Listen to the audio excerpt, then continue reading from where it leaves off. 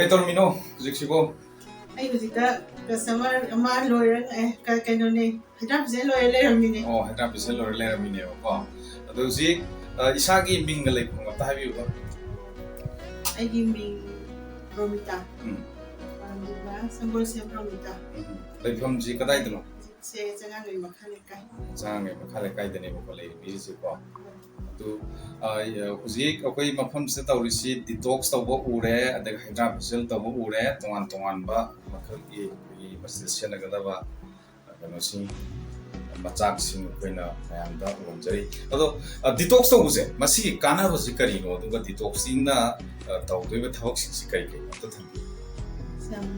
yang interesting oiba question ni mo ba. Kaya jage detox habisi kaino ko hangzangdagi kanadaba amotpa haitaiba sengda toxic oiba kanaroidaba toxic oiba posi lawthokpaneba hidaksu lei tawbudi akoina hojik sinajrise kanade koreagi machine ionic detoxification machine somda leiba sida IG machine mana tawbuse kogi pongji isingda lupena kogi kujeng lubaga reflex point immerse tawrakanda point auranga all body organ internal organs deleramba kogi heavy metal na chingba taba sang da kanaroi daba aduga lairagasu koina organs inda disturbance oigidaba possible adugi process ni hydap seri thawak se ko sigi benefits na kyamu kanage bu kogi mentally insomnia tumba yadaba gumba adegi tang aduna tam sang chronic na masi chronic disease ama koi bagi chikpa sabati yawra sang na hidak jarpa bagi allopathy medicine ro any treatment gi medicine da yawriba metal singsa puthokpa ngamde ba changna bagi digestion tawbada tumbaga lehoba metal se heavy metals kauba antimony arsenic and dagi cadmium gyana laiba tablets habada happa posisu directly come out of one detox tawbus na ba season tox heavy metals ay sila thokragadi hangtang da lumba kay ni phana am noirasu yang kang nasu saji ilum thabay tan ba to adum ba to sina thokungame maya hande sang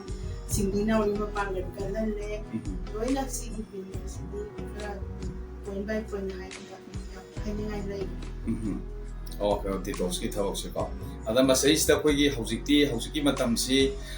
pungning wakal gi ana su mayam leire mi khuding bakta aduga koi gi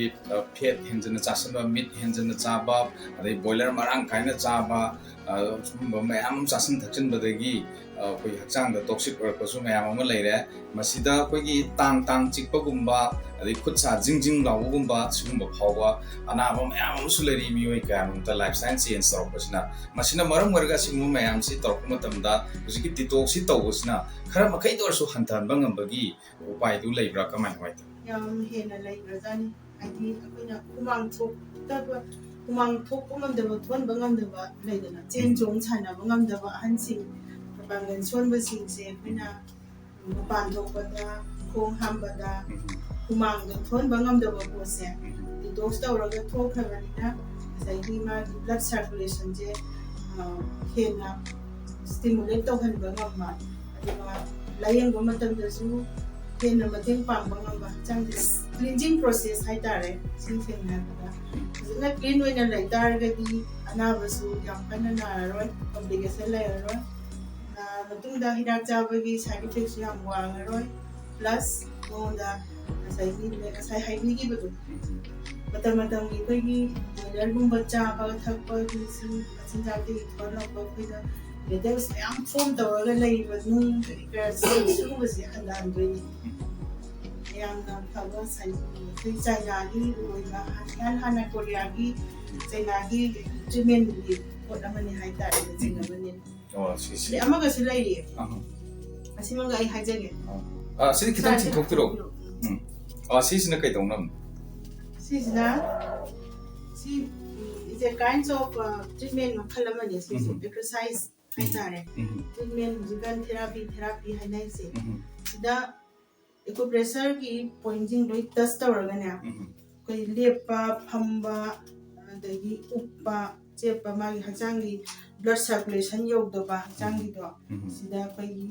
BCM ꯀꯧꯏ ꯁꯤꯒꯤ machine ꯃꯃꯤꯡꯁꯦ ꯇꯦꯡꯁꯀꯤꯅꯤ ꯁꯤꯒꯤ ꯕꯦꯅꯤꯐꯤꯠꯁꯅ ꯀꯥꯟꯅꯕꯁꯤ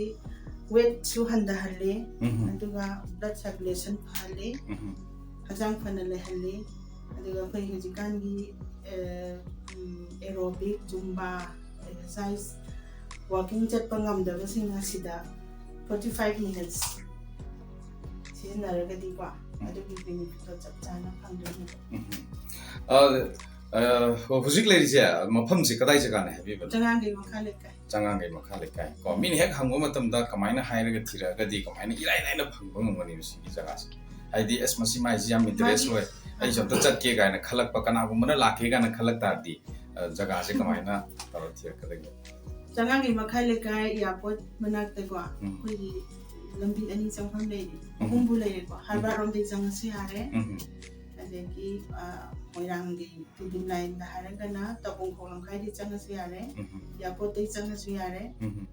adu mai landmark test da kaino oil pa ma leire 장안게 마칼레까 해 malong ga thangna malong ga thangna